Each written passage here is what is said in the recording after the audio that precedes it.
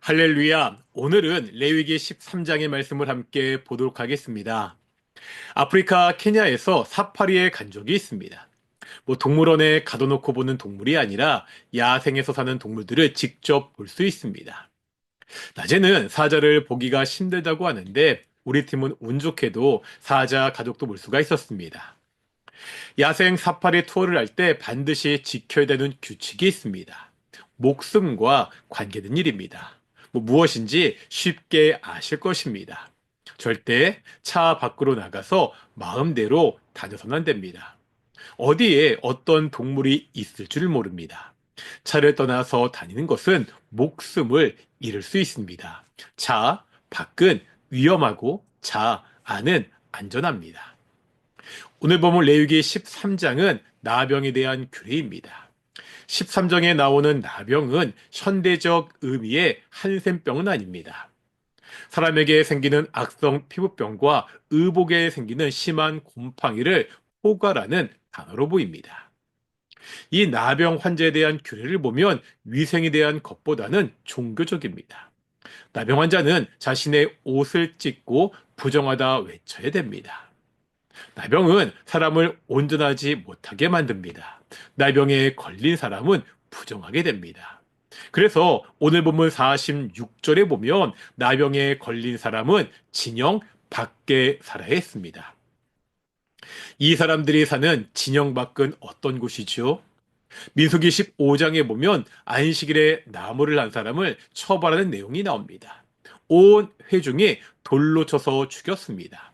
근데 그때 보면 이 처벌을 진영 안에서 하지 않았습니다. 진영 밖에서 했습니다. 무슨 의미죠? 진영 밖은 하나님의 심판이 있는 곳입니다. 당시 이스라엘 백성들은 광야에서 생활했습니다. 진영 밖에 있다는 것은요, 자신을 보호할 울타리가 없다는 의미입니다. 진영 밖은 하나님의 보호가 없는 곳입니다. 민수기 12장에 보면 이 진영 밖에 가지고 있는 의미를 잘 알 수 있는 사건이 나옵니다.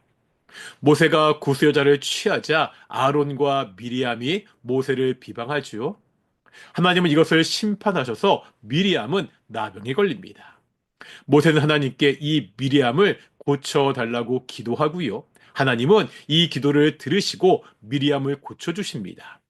그런데 이때 하나님이 한 가지 조건을 말씀하십니다. 미리암을 진영 밖에 이래 동안 두라고 하십니다. 이때 쓰여진 표현이 재밌습니다. 진영 밖에 이래 동안 가두고. 진영 밖은 열린 공간입니다. 진영 안이 닫힌 공간입니다. 누군가를 가두려면 진영 안에 가둬야 됩니다. 하지만 성경은 진영 밖에 가두었다고 그렇게 말씀하고 있습니다. 왜 그렇죠? 진영 안은 하나님의 보호가 있고 안전합니다. 진영 밖은 광야입니다. 광야는 심판이 있는 위험한 곳입니다. 오늘 본문에서 나병 환자는 진영 밖에 거주해야 했습니다. 부정한 사람은 진영 안에 거주하지 못했습니다. 진영 밖에 살아야 됐습니다. 부정한 삶, 거룩하지 못한 삶은 진영 밖의 삶이라는 거예요. 하나님의 심판을 받는 삶입니다. 하나님의 보호가 없는 삶입니다.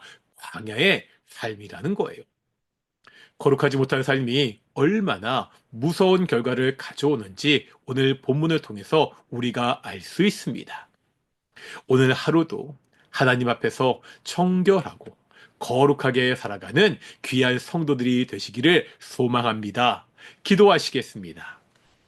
거룩하고 존귀하신 아버지 하나님 감사드립니다. 하나님, 사랑하는 성도들이 이 험한 세상에서 살아가야 됩니다. 이 험한 광야 같은 세상에서 살아갈 때 정결하게 살기를 소망합니다.